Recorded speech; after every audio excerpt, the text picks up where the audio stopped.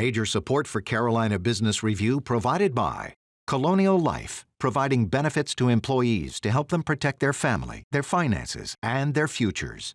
High Point University, the premier life skills university, focused on preparing students for the world as it is going to be. And Sonoco, a global manufacturer of consumer and industrial packaging products and provider of packaging services with more than 300 operations in 35 countries. Manufacturing in the Carolinas is substantial. While it's less than 20% of the total output in North and South Carolina, it still posts some pretty big numbers. I'm Chris William, and welcome again to the most widely watched and longest running program on Carolina business, policy, and public affairs, seen each and every week across North and South Carolina for more than 30 years now. Manufacturing, by the numbers, employs over 700,000 direct jobs in the Carolinas, and annual output is more than $150 billion. It is not small. In a moment, we will unpack what it means right now in manufacturing in the Carolinas with the head of the National Association of Manufacturers. Jay Timmons joins us, and we start right now.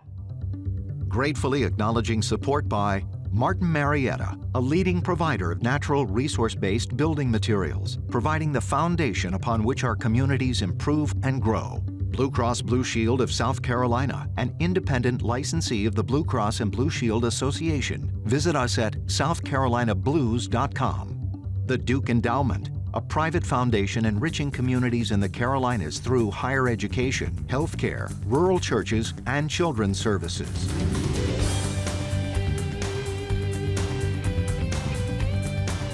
On this edition of Carolina Business Review, an executive profile featuring Jay Timmons, President and CEO of the National Association of Manufacturers.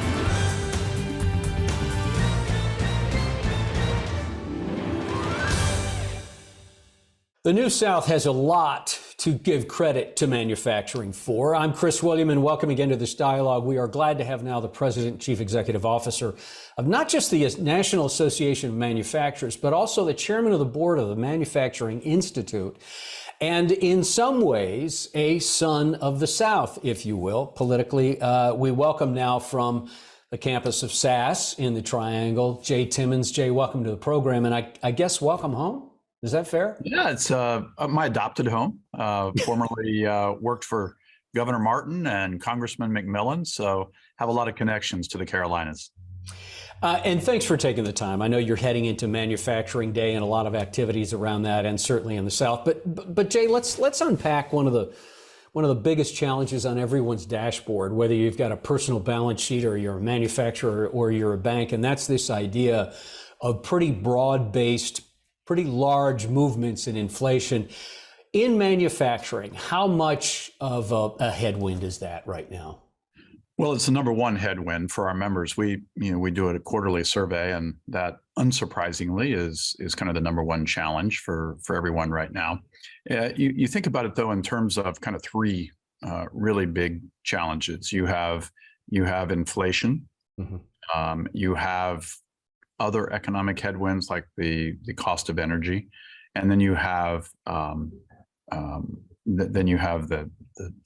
crisis that we have in the workforce, trying to find enough workers to do the jobs that we have available. We have hundreds of thousands of jobs available, but we can't find the folks with the skills necessary to fill those jobs. We're not unique. Every other sector of the economy is going through the same thing. But this is really the first time in history, Chris, that I think we've seen, at least modern history, where we've seen unemployment so low and yet so many jobs still to be filled, and then you have inflation and interest rates going up. So it's this perfect storm that really is causing some problems. I see it easing, but it's going to take a while. Do you see this fear of inflation as we've had, and it's on, as you well know, Jay, it's on a lot of your members' minds, but it's pretty broad in the media. People talk around the dinner table about this, but is this fear of inflation and also recession, I don't want to say overblown, but certainly are we making more out of what, and I don't want to be dismissive of this either, but there's a natural order to an expansion and contraction that we'll get through, I'm sure. But how do you frame that dialogue? What do you think about a recession and where we are? Well, I think we're in uncharted territory, to be perfectly frank about it. If you think back 2 years ago, when we were going through the pandemic, the previous administration signed into law trillions and trillions of dollars of debt to pay folks so that they wouldn't lose their jobs, to keep the economy going. We didn't know what to do at the time. We said at the time that that would be inflationary. I don't think that government, either the last administration or this administration, has properly prepared people for the impact of that. I think it was a natural occurrence. So you had all that debt financing, and you had the new administration coming in, more debt financing. So you have all this money in the economy that is chasing goods that are not being produced. So we have this supply chain crisis as well, which is impeding our ability to get finished products to the market. And you have all this money saying, hey, we want to buy these products. That's going to lead to inflation. I think it's cooling off. And one of the reasons I think it's cooling off is because you're starting to see a little bit of a thaw in the supply chain, a little bit, not, it's not solved yet. But as soon as that starts to really unlock, I think you'll start to see inflationary pressures reduce. And of course, the Fed actions have helped cool the economy a bit. Some of the latest numbers we've seen show that maybe the economy is starting to cool. I think our goal, all of us should want to have a soft landing when it comes to the economy cooling down. We don't want a hard recession, but it's hard to tell where that's going to come out. But again, it's uncharted territory because we have all these factors in place that we haven't seen in previously. 6 months to a year ago, headlines were all about supply chain crisis. You don't hear about it much anymore, but in your comments now, Jay, you made mention that there still is a supply chain crisis. Sure. To what level of acuteness is there a supply chain crisis? Well, gosh, I don't know if I want to assign a level to it, but I would just say that it continues to be problematic. It continues to be a main concern for our manufacturing members. We have 14,000 manufacturers that are part of our association, and a large number of those report that supply chain bottlenecks are continuing to be a crisis. Now, you think about how that manifests itself into our everyday lives. One of the biggest challenges that we have, and thankfully, under the leadership of the president and Republicans and Democrats in Congress, we have begun to address this. But it's the chips crisis, or the semiconductor chip that goes into literally everything that we make today, whether it's cars or fans or lights or truly everything, appliances. We had a tremendous shortage of chips in this country. It's again starting to thaw because we're starting to get more product from Taiwan and other areas of Asia. But what the United States has done, which I think is incredibly smart, is we've now decided we're going to invest again. We used to do this here, but we somehow let semiconductor fabrication facilities move overseas. That is such a vital part of not only our economic security, but our national security. The CHIPS and Science Act that the president signed into law a couple of months ago is going to help with that crisis. That's longer term, takes a few years to build these fabrication facilities, but it's going to be good for America. Jay, let's take that and let me just bring a comment. You talked about the Trump administration, the Biden administration, when it came to almost working in a blind responding to COVID and issuing so much money and pushing so much liquidity in the system and trying to manage through that. Mm-hmm. Is there a risk, and not to pin it on the Democrats or the Republicans, but as the Biden administration authorized the CHIPS and Science Act, is there a risk that we can go too far, and I'm going to call it a subsidy? It's not really that, but can we go too far with that too? How do we know how to do this without overdoing it? Well, look, I think you have to look around the world and you have to see what our competitors are doing. And China, in particular, has a strategy to take away the ability of other countries to be self-sustaining when it comes to this very vital technology. They have pumped lots of money into their economy through direct subsidization. And what we're doing is we're providing incentives in this country. Rather than just giving money away, we're providing subsidies to encourage companies to make that next investment here in the United States, hire American workers, and make sure that they have wages and benefits that will allow them to have a good quality of life. So I think that occasionally we worry, frankly, a little bit too much about how we are approaching some of these problems because we haven't done it before. We haven't done things to this magnitude before, but we also haven't seen a world economy operating as it has today. I think we're bifurcating, whether we like it or not. I think we're bifurcating into two different types of economies where we are part of a free market capitalistic type economy that we want to encourage among our allies and our friends. And then there's the command economy that you see in China and Russia and other countries like that. And we thought we could coexist. And I still think we can in the long run. But right now, there's such tension in the world geopolitically that if we're not taking care of ourselves, we will get run over by our competition, and it won't be pretty. I would be I want to do two things. I want to come back to the manufacturing, global manufacturing, and how NAM and members respond to that. But you also mentioned about some of the things, the current events going on, Western Europe, price of energy, certainly Ukraine, Russia. How do those events affect what you and what your strategy is for manufacturing right now? Do they, or do you whistle past the graveyard to some degree? No, I think you have to be very focused on what's happening around the world. We're in a global economy. We're not in isolation, nor should we be. 95% of our customers reside outside of the United States. Mm-hmm. So if we only manufactured for the domestic market, well, we wouldn't be as strong and vibrant as we are. That said, you look at Russia's atrocities, you look at their war crimes and what they're doing to a peaceful democracy, Ukraine.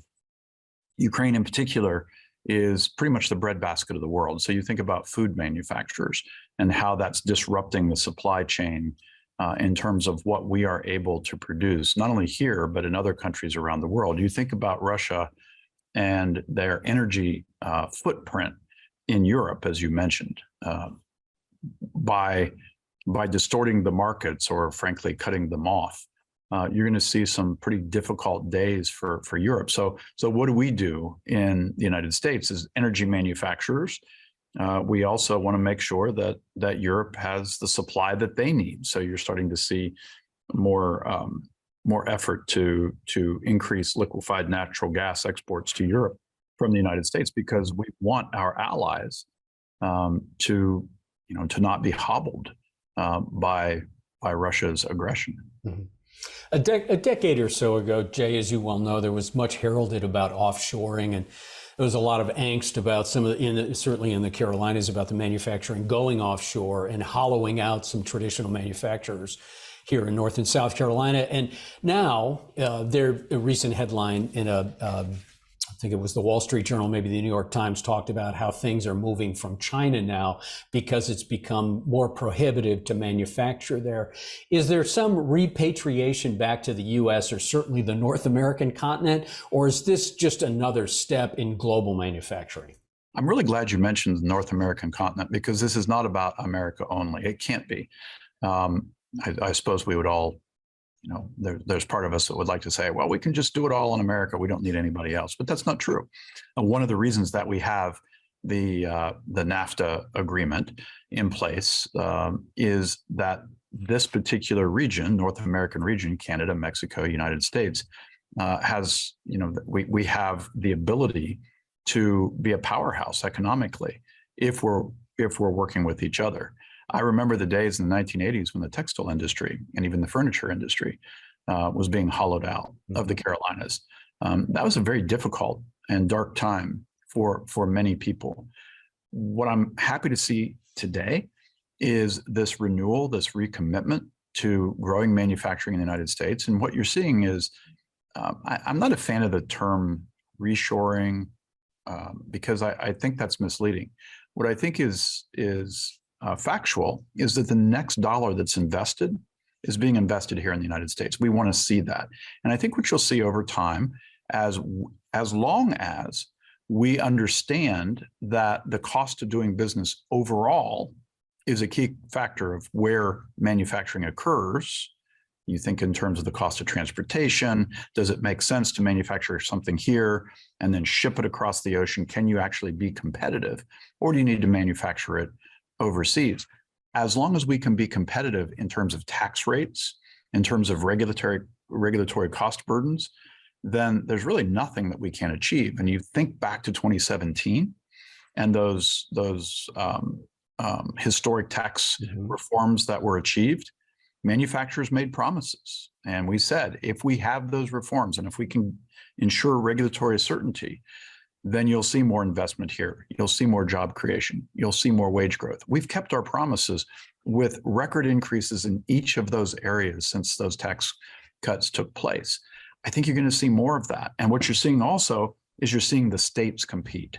Governor Cooper, Governor McMaster's, they know that they have to have the right policies in place to attract manufacturing into their states, because 48 other states, are trying to do exactly the same thing. So you're seeing this race to the top by governors and legislatures in all the states. I think that's good for America. Do you get the sense, and you know a little something about public policy and government relations because you did that for a long time, but do you get the sense, you talk about Governor McMaster in South Carolina, they have a serious priority about tax reform, but also on the federal side, do you see that there is some good fiscal policy around lowering tax burden, around moving forward in general? So no, to be blunt, I am highly impressed with the current administration when it comes to the CHIPS and Science Act. And when it comes to the investment that we've made in our nation's infrastructure, which if we thought that was a priority previously, all we have to do is look at Hurricane Ian and the devastating effects of that to understand why that investment is important. But unfortunately, the president is very focused on actually raising tax rates on business. And philosophically, he and I just simply disagree on that. And I've had the opportunity to talk directly to him about it.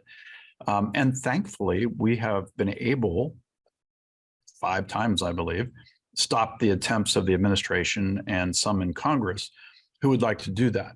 And the message that we have is every time you raise the cost of doing business in the United States, you risk these same investments that you're trying to incentivize.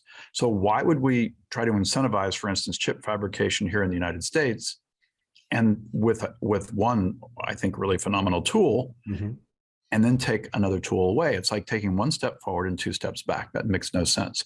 So I think everyone in the business community needs to really make sure that their members of Congress and their United States senators understand the impact that tax reform has had on their businesses. I don't think we tell our stories well enough, to be perfectly honest.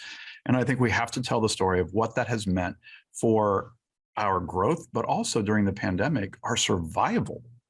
If we hadn't had those, I can't even imagine what would have happened to the economy if we had the higher rates in place that we had before. What are you hopeful that any midterm outcome is going to give you some wind at your back with either tax reform or some type of sympathetic policy? So the good news, I think, for manufacturers is that members of both parties want to see manufacturing grow and thrive in this country. Our job at the NAM, and I believe the job of every single business leader in manufacturing and every single manufacturing employee, is to make sure that those members of Congress and senators, regardless of what political party they belong to, have the facts, understand exactly what it means when Congress begins to deliberate some of these very difficult issues like taxes or regulatory burden. I have found that when they understand, for instance, Senator Sinema was absolutely key. She's a Democrat from Arizona. She was absolutely key to making sure that those taxes were not raised on job-producing businesses in this country. If it had not been for her, we probably would have lost that vote. So I see it in both parties. I see both parties wanting to do the right thing. They just have to have the facts behind them. Jay, much of the oxygen in the room, if you will, is being consumed by the folks around a hybrid working environment, but it's specific to the services sector or related sectors. Manufacturing is a little bit different, isn't it? So what does the new hybrid work experience look like in manufacturing when you can't really work from home in many ways? How does that flesh out? Yeah, well, the shop floor, you can't. Although I will say that there's a lot of technological advances that allow some folks in manufacturing to actually work from home. There are some jobs on the line where they can work remotely.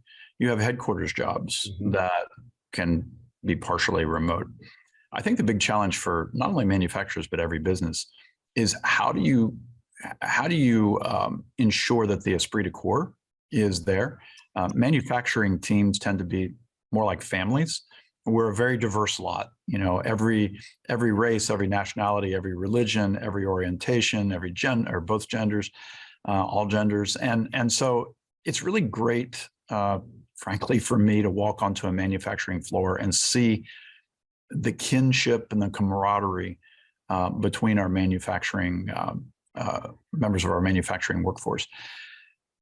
You lose that if you're remote. So I think all business leaders are trying to figure out how to navigate this new reality. And there's no easy answer, but there are certainly jobs, to your point, that have to be done on the shop floor. And what I see is I actually see those employees happier, more fulfilled than a lot of folks that are working remotely. That's interesting. What do you feel like, you know, the big thing has been about productivity, and I know you can speak for manufacturing. Do you feel like productivity is held up or maybe increased with this, whatever a hybrid arrangement is? You know, I think it depends on the business. I think during the apex of the crisis, that productivity was very high. We all knew what we had to do, and everybody was doing it. I think it remains to be seen if that can hold, because I still believe the human connection is so powerful, and it's also very important for that next generation coming along to be able to learn. It's one thing to be, you know, my kids are in school and they use laptop computers to learn about a lot of different things and different subjects, but it's not the same as sitting in a class with a teacher and having that one-on-one human interaction. We are a unique species. We need each other. We need each other to be present. So I think one of the challenges for business leaders will be to bring people back together. Maybe not the same way we did before, but that's going to be important. That human experience, that's going to be really important. Jay, we have about 2 minutes left, and I want to at least get this in. When we talk about can't find enough workers in any industry, in any sector, is immigration the single most important debate around getting that right so we can help? Would immigration solve a good part of that? So, you know, this is Manufacturing Week. I'm at the SAS campus now. I'm going to head to Nephron Pharmaceuticals later this week in Columbia, South Carolina. I hear it wherever we go, that we just simply don't have enough workers. I think there's around 800,000 open jobs in the sector today. That has steadily been pretty steady since the pandemic.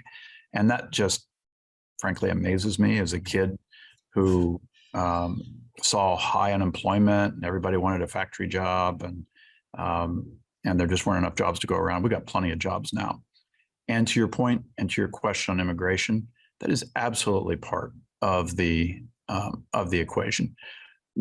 We have folks who want to work, who have the skills, who could work. I think of the Ukrainians that we invited to this country who are being displaced. I think of the Afghani allies that we invited to this country because they couldn't live in their homeland.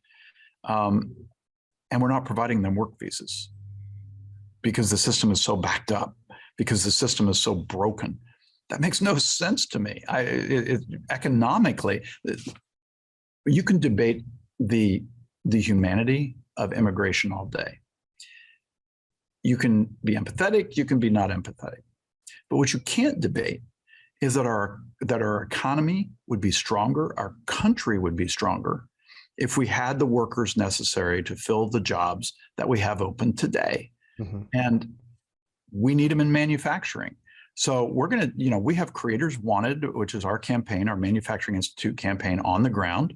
That's going to be at Nephron this week. Mm-hmm. We are inviting literally hundreds, if not thousands of young people to see for themselves what manufacturing is all about. But they can't fill all the jobs. Immigration can help. Jay, I wish we had more time to unpack that and give you a chance to answer that. But thank you. I think it seems NAM is in very good hands with you at the helm. Thank you for taking time. Welcome back to the Carolinas, and certainly our best on Manufacturing Day up at SAS, down at Nephron, and other places. But thank you. Thanks, Chris. It's great to be here. Thank you, sir. Until next week, I'm Chris Whittiam. Happy weekend. Good night. Major funding for Carolina Business Review provided by High Point University, Martin Marietta, Colonial Life, the Duke Endowment, Sunoco, Blue Cross Blue Shield of South Carolina, and by viewers like you. Thank you.